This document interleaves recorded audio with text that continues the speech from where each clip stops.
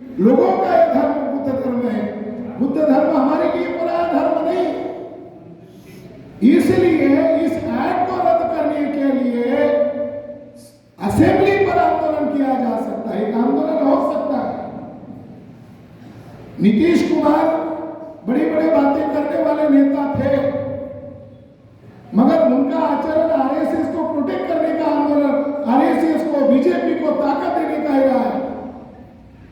अगर आप चाहते हैं, अभी चुनाव का माहौल है, तो बिहार के अंदर असेंबली के ऊपर एक आंदोलन किया जा सकता है चुनाव के पहले। दूसरा एक मुद्दा इसके साथ है, केवल महाबोधि महाविहार का मुद्दा नहीं है। आप अंदर जाते हो तो लेफ्ट साइड में महाविहार के बिल्डिंग के एकदम बगल में, गेट के बगल में उन्होंने एक शिवलिंग को स्थापित किया है और उसके ऊपर एक तांबे का एक नाग फन भी रखा हुआ है। ये तो बुद्ध विहार है, इसके अंदर शिवलिंग क्यों है? ये आश्चर्य की बात है। जो अंदर का जो स्तूप था उसको काट काट कर उन्होंने शिवलिंग का आकार दिया था। जो इसके पहले वाले लोगों ने जो आंदोलन किया, वो जो अंदर बुद्ध की प्रतिमा के एकदम नीचे जमीन पर जो शिवलिंग, जो मूल बुद्ध स्तूप था, उसको शिवलिंग बनाया था, उसको उखाड़ने का आंदोलन था। अब इन्होंने बाहर शिवलिंग बना दिया है। आश्चर्य की बात है कि जहां आप एंट्री करते हो और नीचे विहार की तरफ जाते हो, सामने एक दीवार है। दीवार के अपोजिशन में आपने कभी देखा नहीं होगा, दीवार के अपोजिशन में लिखा हुआ है शंकराचार्य की जगह। अब शंकराचार्य क्या बोध गया में पैदा हुआ था? क्या वो यहाँ का नागरिक था? वो तो साउथ इंडिया का नमोद्वीपात ब्राह्मण था। वहां लाखों की संख्या में बुद्ध स्तूपास है, ओटी स्तूपास है, मगर उसके ऊपर आज कब्जा किसका है? यानी कोई छुपने वाली बात नहीं है। आपके ही धरोहर पर ब्राह्मणों ने कब्जा किया हुआ है और आर्कियोलॉजिकल सर्वे ऑफ इंडिया के ब्राह्मणों ने उनको डायरेक्टली सपोर्ट करके उस जगह पर कब्जा करने के लिए मदद किया है। जैसा हमारा लड़ाई बीटीएमसी के महत्व ब्राह्मण से है, उसी तरह हमारी लड़ाई आर्कियोलॉजिकल सर्वे ऑफ इंडिया के साथ भी है। ये जो जगन्नाथ टेम्पल है, जो बोध गया की एंट्री करते ही, जो बोध गया के मुख्य, ये इंटरनेशनल हेरिटेज है, मैं 10-15 साल पहले आया था, तो इसका जो खंडर स्वरूप था, इसका स्वरूप ज्यादा विशाल नहीं था, मगर अभी ज्यादा 3-4 फ्लोर से भी ज्यादा जगन्नाथ टेम्पल बन गया है। आर्कियोलॉजिस्ट क्या कहते हैं? वो भिक्षुओं का एक विहार था और उसको तोड़कर इन्होंने कब्जा किया है। अब इसको जगन्नाथ टेम्पल कह रहे हैं। जगन्नाथ टेम्पल के नाम पर जब विदेश से हमारे भिक्षु आते हैं या भारत से आते हैं, ये रात को 1 बजे, 2 बजे, 3 बजे साउंड बजाते हैं। ये तो मेडिटेशन का सेंटर है, यहाँ तो साउंड अलाउ नहीं होता है, मगर जगन्नाथ टेम्पल में रात के 1 बजे, 2 बजे जो नवरात्रि होता है, उस समय हम लोगों ने देखा है। क्या बीटीएमसी उसको रोक नहीं लगा रहा है? बीटीएमसी का जो हेड है, कलेक्टर, उसको रोक क्यों नहीं लगा रहा है? जो महंत है, इसका पदसिद्ध सदस्य, उस महंत की कोठी में कभी आपने झांककर देखा नहीं होगा। अगर आप देखोगे तो बोध गया मुक्ति का आंदोलन केवल बोधि वृक्ष और जो टेम्पल है उतने तक नहीं है। इसका दायरा इतना आगे तक जाता है कि जो वर्तमान में महंत ब्राह्मण का जो कोठी है, इसके कोठी में सैकड़ों की संख्या में बुद्ध के स्टैचूज है, बुद्ध की मूर्तियां है, और इतनी भव्य दिव्य मूर्तियां हैं कि कई मूर्तियों को आधे लेवल पर दीवार में गाड़ के रखा हुआ है। वास्तुपात है। 1890 में जब उत्खनन कार्य चल रहा था, ये रिपोर्ट अवेलेबल है आर्कियोलॉजिकल सर्वे ऑफ इंडिया का, कनिंघम महोदय का, उन्होंने उस रिपोर्ट में इस बात को दर्ज किया है। और यही बात 1895 में महाबोधि महाविहार केस जो महंत बना अनागरिक धर्मपाल की केस चल रही थी, उस कोर्ट केस में भी दर्ज है कि महंत के कोठी में सम्राट अशोक के अभिलेख के ऊपर मसाला व सब्जी काटी जाती है अशोक राजा के अभिलेख पर, ये कोर्ट में दर्ज है।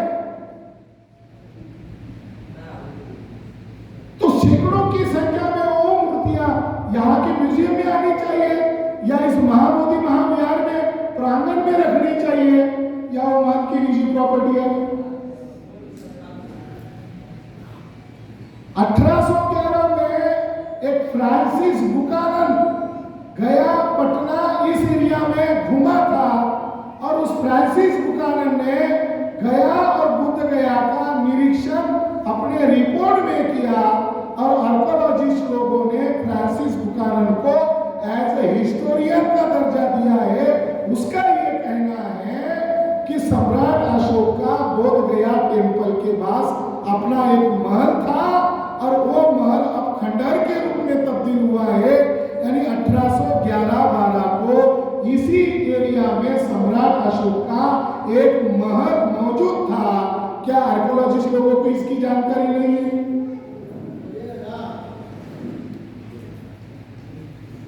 उसने अपने रिपोर्ट में ये भी लिखा है कि गया जहां पर विष्णु का बोलबाला किया जा रहा है, वहां की मूर्तियां, वहां के पिलर, वहां के मंदिर की पूर्ण सामग्री ये बोध गया से गधे बैल पर ढो ढोकर विष्णु का मंदिर गया में बनाया है।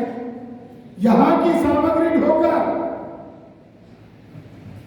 बुद्ध के ही पद को विष्णु पद घोषित कर दिया, ऊटी स्तूपा को शिवलिंग घोषित कर दिया।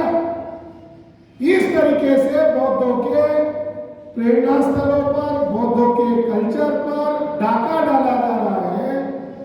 केवल पंडों का कब्जा, इससे नियंत्रण हट जाना चाहिए, इतने तक ये मामला सीमित नहीं है। इसके पीछे बड़ी रणनीति बनानी होगी, इसके लिए दावपेच बनाने होंगे, और इसके लिए बड़ा आंदोलन करना होगा।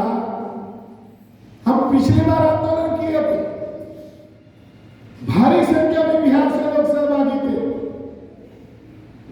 मैंने स्वयं जानबूझकर महाबोधि टेम्पल एक्ट को जला दिया। हम ये अपेक्षा कर रहे थे कि हमारे ऊपर, कम से कम मेरे ऊपर तो केस दर्ज होगा, क्योंकि हमें भी कोर्ट में जाना है, या उनको हमारे ऊपर केस करना होगा। दो रास्ते से तो अंदर जाना ही होगा। मगर उधर से मैसेज आया कि कलेक्टर साहब आप लोगों से मिलना चाहते हैं, आपकी बातों को सुना जाएगा। अभी हम लोगों ने मीटिंग का आयोजन किया तो मंत्री जी ने हमको जानकारी दिया, गुप्तचर विभाग वाले लोग जानकारी ले रहे हैं, मेश्राम साहब कब आने वाले, आप लोग कब आने वाले, हम लोग आपके समर्थन में, आप आंदोलन करो, मगर जरा ध्यान रखो पंडितों का। ये तो बौद्ध स्थल है ना, यहाँ की जो धरोहर है इसको नष्ट किया जा रहा है। केवल आप वो जो पुरातात्विक अवशेषों को अपना मान रहे हो। मैं आज दुख के साथ कहना चाहता हूं कि आज हमारा भिक्खु कौन है, हमारा है या दुश्मनों का है, इसको लेकर भी हमें आशंका है। हमारा भिक्खु हमारा है या भेष बदला हुआ है, इसको लेकर हमें आशंका है। मुझे ये आशंका क्यों है? क्योंकि बौद्ध भिक्खु बनने के बाद बौद्ध भिक्षुओं की संख्या कितनी है, इसका डाटा बोध गया में इकट्ठा किया जाता है। ऑल इंडिया में कोई अगर भिक्षु बनता है तो उसका डाटा बोध गया में इकट्ठा किया जाता है, मगर उसका जो हेड है बनते प्रज्ञादीप, ये जो बनते हैं ये भूमिहार से। बुद्ध ने कहा जब आप बुद्ध धम्म में आते हो तो आपकी पुरानी पहचान मायने नहीं रखती है, आप समुद्र का हिस्सा बनते हो। मगर बनते प्रज्ञादीप ने क्या किया? अखिल भारतीय बौद्ध भिक्षु संघ का हेड है। उन्होंने क्या काम किया? उन्होंने महाबोधि वृक्ष के नीचे की मिट्टी इकट्ठा किया, मटके में डाला और मीडिया टीवी चैनल के सामने आकर कहा, श्रद्धेय शब्द प्रयोग किया, श्रद्धेय आरएसएस के मोहन भागवत ने राम मंदिर बनाने के लिए हमें मिट्टी मांगी है, इसलिए हम उसको भेंट कर रहे हैं। क्या ये काम है भिक्षु संघ का? ये काम है? ये काम तो हमारे भिक्षु संघ का नहीं हो सकता।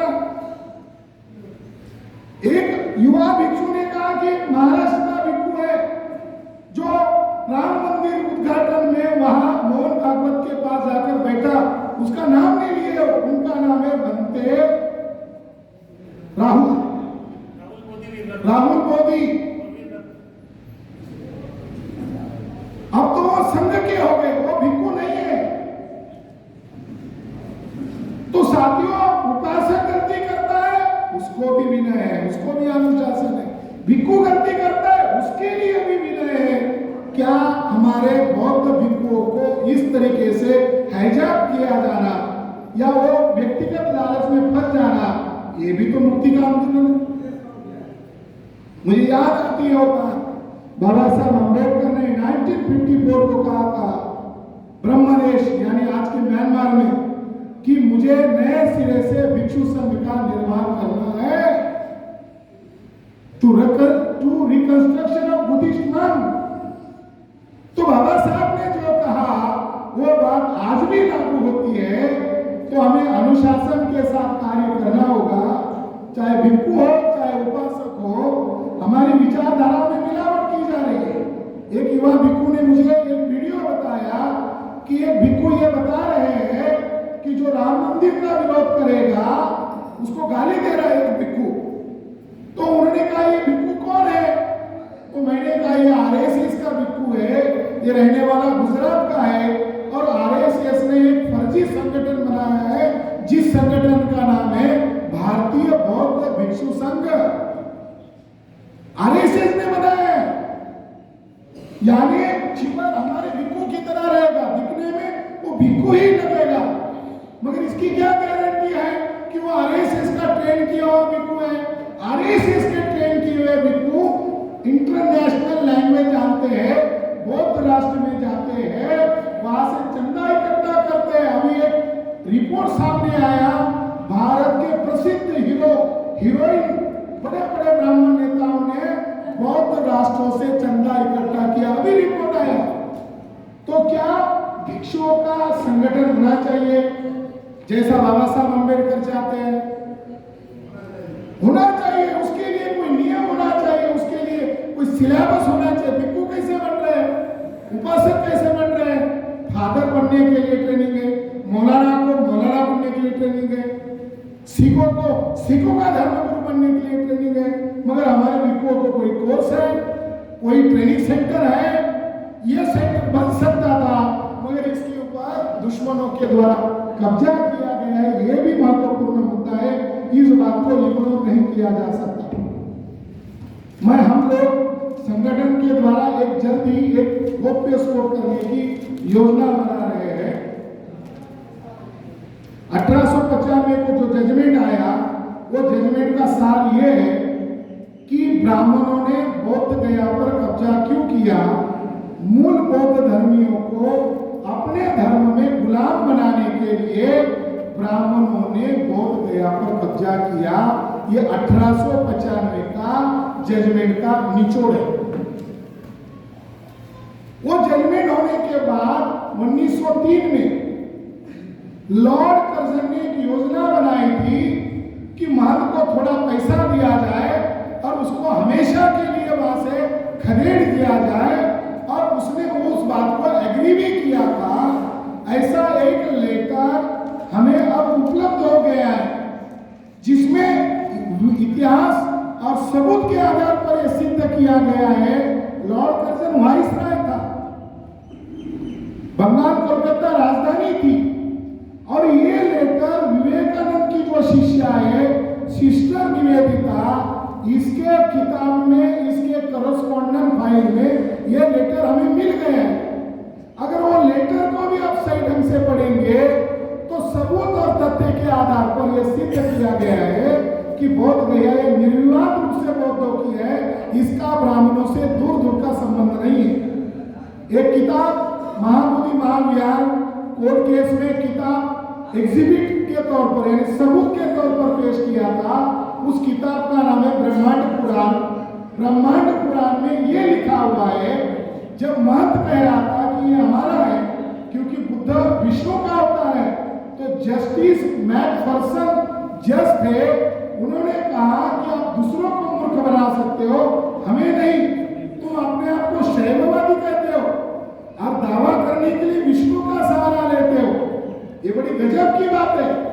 तो उन्होंने उनके दावे को डिनाई कर दिया, मगर उन्होंने महंत को एक किताब का पन्ना पढ़ने को दिया जिसमें यह स्पष्ट लिखा हुआ था। क्या लिखा हुआ था कि ब्राह्मण चाहे विद्वान हो, चाहे मूढ़ हो, चाहे मूर्ख हो, वो गलती से भी जाने अनजाने में भी बुद्ध विहार या बुद्धालय में या बुद्ध मंदिर में प्रवेश करता है और गलती से भी बुद्ध के मूर्ति का चेहरा देख लेता है, तो उसको सभी पाप के लिए प्रायश्चित है, मगर बुद्ध का चेहरा देखने के बाद उसको आत्महत्या करने के अलावा कोई प्रायश्चित नहीं है। तो महंत को वो पन्ना दिखाया कि आप तो उसको देखना भी नहीं चाहते हो बुद्ध का चेहरा, तो बुद्ध के विहार पर कब्जा क्यों कर रहे हो? महंत चुप हो गया, महंत ने आर्गुमेंट नहीं किया। वो जो रिपोर्ट है, वो जो कोर्ट केस के दस्तावेज है, वो अंग्रेजी होने के कारण हमारे लोगों को समझ में नहीं आते, तो उसका हिंदीकरण हम जल्द से जल्द करेंगे ताकि यहाँ के बिहार के लोगों को उन दस्तावेजों से पता चलेगा कि हमारा कैसे है। क्योंकि लड़ाई लड़ने के लिए दिमाग का खुराक भी जरूरी है, नेतृत्व की भी जरूरी है, रणनीति की भी जरूरी है, मगर हर जिले में बुद्धिस्ट इंटरनेशनल नेटवर्क का संगठन बनाना होगा, उपासक लोगों के लिए भी, भिक्खु लोगों के लिए भी। आपके लिए हर जिले में हमारे लोग इंतजाम कर सकते हैं, आप हर जिले में जा सकते हैं और आप लोग भी भिक्षु संघ होने के नाते संगठन बनाने के लिए प्रयास कर सकते हैं। हम लोग भी चाह रहे हैं, जैसे हम उपासकों को इकट्ठा कर रहे हैं, उसी तरह भिक्षु संघ को भी राष्ट्रीय लेवल पर ऑर्गेनाइज किया जाए ताकि हम लोग आने वाले समय में एक लंबी लड़ाई लड़ सकते हैं। उसी दावपेच के तहत ये आज की मीटिंग है। मुझे ऐसा लगता है हर्षबोधि बनते जी और माननीय मामन मेश्राम साहब, बिहार में चुनाव होने वाले हैं, बिहार में जो राजनीति की गई वो गंदी राजनीति है, मगर इस चुनाव के पहले हम लोग कोई आंदोलन घोषित करें बिहार राज्य का, जिसमें जिले लेवल पर ज्ञापन दिया जा सकता है और असेंबली में बिहार पटना असेंबली के सामने भिक्षु संघ अनशन पर बैठ सकता है। भिक्षुओं में ताकत है, भिक्षुओं को दुनिया का समर्थन मिल सकता है, मगर उसमें कट्टर और कर्मठ भिक्षु होना चाहिए और कोई मोर्चा लेकर जाना है पटना असेंबली पर, तो हम बुद्धिस्ट इंटरनेशनल नेटवर्क के जरिए से ये प्रस्ताव रख रहे हैं। एक जरिया ये हो सकता है, क्योंकि ये मामला बिहार या पटना का नहीं है, ये मामला वर्ल्ड का मामला है, ये मामला दुनिया का मामला है और भारत से इसको आपको समर्थन मिल सकता है, उसी तरह दुनिया से भी आपको समर्थन मिल सकता है। अभी बीजेपी गवर्नमेंट ने 6 महीने पहले डिक्लेयर कर दिया है, जितने भी संरक्षित केव स्तूप गुफाएं हैं इसको वो बेचने वाले हैं, पूंजीपतियों को बेचने वाले हैं, उसको उन्होंने नया शब्द लिया दत्तक देने वाले हैं। आज ये हो सकता है कि अडानी को दे, हो सकता है अजंता एलोरा पूंजीपतियों को दे, तो आने वाले समय में हमें ज्यादा लड़ाई लड़नी होगी, क्योंकि दुश्मन लोग कानून बनाकर कब्जा कर रहे हैं। महाबोधि महाविहार ये तो हमारा है, मगर हमें आज लड़ना पड़ रहा है। मगर लड़ना क्यों जरूरी है? क्योंकि आरएसएस और बीजेपी के लोग मस्जिदों में मंदिर ढूंढ रहे हैं, तो हमें 84,000 स्तूप और विहार ढूंढने के लिए एएसआई को मजबूर करना होगा। आने वाली 31 तारीख को दिल्ली में ईएसआई के मुख्यालय पर हम लाखों का मोर्चा लेकर जा रहे हैं, उसमें बोध गया का पहला नंबर का मुद्दा है। आप चाहते हैं कि हो, इसके लिए हम अलग अलग राज्यों में संगठन बना रहे, उपासकों को लेकर संगठन बना रहे, बौद्ध भिक्षुओं को भी निमंत्रण दे रहे हैं, मगर बौद्ध भिक्षुओं को इधर से कंट्रोल किया जा रहा है, जो अंदर घुसपैठी किया हुआ है, जो आरएसएस से जुड़ा हुआ है, वो उनको कंट्रोल करने का काम कर रहा है। फिर भी हम काम कर रहे हैं। आने वाली 17 तारीख को ये बनते आप बुल्ढाना के, ये जो भंते जी है, मुझे कल पता चला ये बुल्ढाना के हैं। आने वाली 17 तारीख को इनके जिले में संग्रामपुर तहसील में एक भोन स्तूप मिला है, उसके अंदर स्तूप के अंदर अस्थि कलश मिला हुआ है 2002 में, और उसका कार्बन डेटिंग किया तो 2500 साल पुराना निकला। यानी बुल्ढाना जिले में 2500 साल पुराना सम्राट अशोक द्वारा बनाया हुआ स्तूप मिला हुआ है। और अब वहां की गवर्नमेंट, महाराष्ट्र की आरएसएस बीजेपी की गवर्नमेंट सम्राट अशोक के द्वारा बनाए गए एक स्तूप जो आर्कियोलॉजिस्ट लोगों को मिला है, उसको एक डैम बनाकर उसको डुबा रही है। और ये अंदर में बनते जी उस जिले से कल मुझे जानकारी मिला 17 तारीख को माननीय वामन मेश्राम साहब की नेतृत्व में बुल्ढाना जिले में 5 लाख लोगों का हम मोर्चा निकाल रहे हैं। हमें आपको भिक्षु समझ को ये बोल क्यों रहा हो? क्योंकि हमारे भिक्षुओं को ऐसा लगता है ये काम कर रहे हैं, हमारा व्यक्तिगत कोई लक्ष्य नहीं है, हमारा व्यक्तिगत कोई स्वार्थ नहीं है।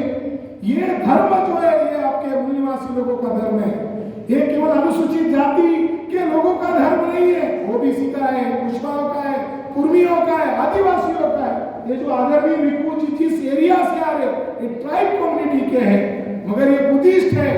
भारत के मूल निवासियों का धर्म बौद्ध धर्म है, और ये विरासत बचने से बौद्ध धर्म के भौतिक अस्तित्व रहेंगे।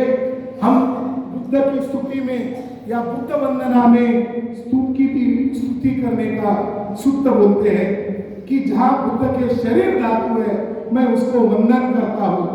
बुद्ध के स्तूप को नष्ट करना, बुद्ध के विहार को नष्ट करना, यानी ये बुद्ध के अस्तित्व को मिटाने का मामला है। और ये विहार कितना प्राचीन है, कनिंघम महोदय ने कहा कि जब मैंने नीचे खुदाई की तो मुझे वज्रासन मिट्टी के अंदर मिला। देखो क्या दुर्गति हुई थी, जहाँ शाक्य मुनि बुद्ध के याद में सम्राट अशोक ने वज्रासन बनाया था, उस वज्रासन को ढूंढने के लिए इतनी मशक्कत करनी पड़ी। और वहां वो आज वज्रासन है, वहां जो रीडिंग है, वहां की जो मिली हुई धम्म लिपि है, तो कनिंघम महोदय ने कहा ये बिहार का मालिक सम्राट अशोक है। ये कह रहे कि हम मालिक है, इस बिहार का मालिक सम्राट अशोक है, और भारत का असली राष्ट्रपिता, भारत का असली मालिक सम्राट अशोक है। इसकी इतिहास को मिटाने के लिए आरएसएस और बीजेपी के लोग क्या कर रहे हैं, मंदिर मस्जिद का बात नहीं खड़ा कर रहे, मंदिर मस्जिद का विवाद नहीं खड़ा कर रहे हैं, जो काल्पनिक है उनको हिस्टोरिकल घोषित कर रहे हैं। अयोध्या का मामला मस्जिद मंदिर का मामला नहीं था, जजमेंट में कहा श्रद्धा और आस्था की बुनियाद पर राम मस्जिद के अंदर पैदा हुए का मतलब है वो हिस्टोरिकल। अब काशी में भी ऐसा जजमेंट लाना चाहते, मथुरा में भी ऐसा जजमेंट लाना चाहते, यानी काल्पनिक बातों को हिस्ट्री बताई जा रही है, और जो वास्तविक हिस्ट्री है, जो वास्तविक नायक है, महानायक है, वो तथागत बुद्ध और अशोका को ये लोग मिटा रहे हैं। हम लोग ऑल इंडिया की लड़ाई लड़ रहे हैं, हम लोग बिहार में संगठन बना रहे हैं, बिहार की लड़ाई लड़ रहे, सौराष्ट्र की लड़ाई लड़ रहे, महाराष्ट्र में लड़ाई लड़ रहे, सुप्रीम कोर्ट में जा रहे। अयोध्या के मामले को लेकर हम लोग जल्द ही सुप्रीम कोर्ट में याचिका दायर कर रहे हैं, क्योंकि वहां आज भी 4 स्तूप वजूद में है।